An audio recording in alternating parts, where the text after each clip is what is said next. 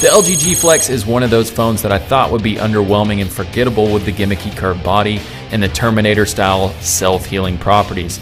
The self-healing feature actually comes at the cost of a soft plastic body, which ironically enough attracts more scratches and dings, though they aren't as noticeable like a hard plastic, which can turn white instead of blending in when the paint is scratched away. Having said that, the first LG G Flex phone blew me away. Go into Best Buy and compare the 1080p OLED LG TV to any 4K TV in the store. Even with 4K TVs running in-store UHD content, the 1080p LG TVs look a million times better. Not only that, but any 1080 signal from YouTube or cable looks just as good, whereas the 4K TVs don't hold a candle to it. The LG G Flex OLED screen is just as nice. In my opinion, no other screen is as enjoyable to consume media or play games on. I spent a ton of time with the G Flex 2 just watching YouTube's new 360 player with it. It boasts a 2 GHz 64-bit octa-core CPU, but most users won't know the difference between most cell phone engines these days. A 13 megapixel rear camera with laser autofocus, front-facing 2.1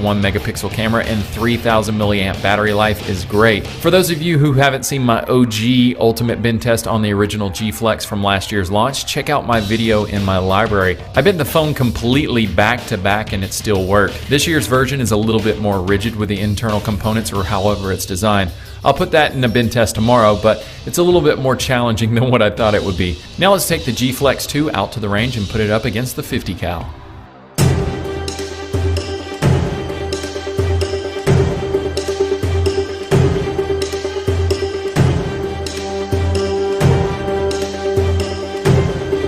I'm gonna try to graze it. Let's see if I can keep from hitting it. Well, I guess I hit it. That's gone, bro.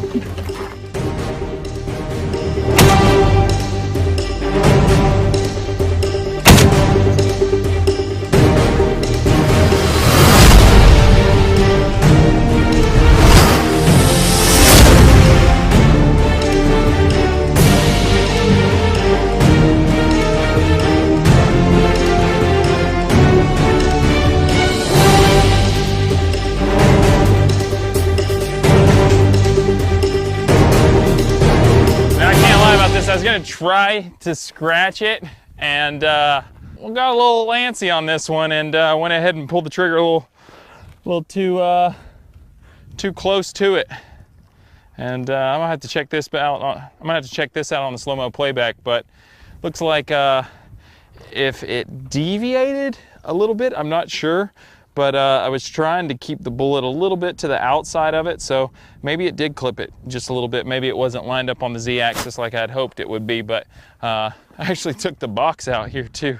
See if we can find some of that body. There's a battery there. I have no idea where it went. Hey, my little bit sunburnt, not so much like here. Not so much here, but like somewhere in this area here, in that area, am I a little bit sunburned? It didn't disintegrate. Yeah, there's some. That's the only piece that matters, the piece with the LG on it. So this is all we got left here of the LG G Flex, and you know what, this might be the last video I do, but then again, yesterday we took and we did an ultimate bend test on this, trying to bend it backwards, hyperextending it like we did with the first version of the G Flex. And I might upload that tomorrow as a bonus video, but I think this is gonna do it for the LG G Flex 2. So I'll see y'all next time. Crops were good this year.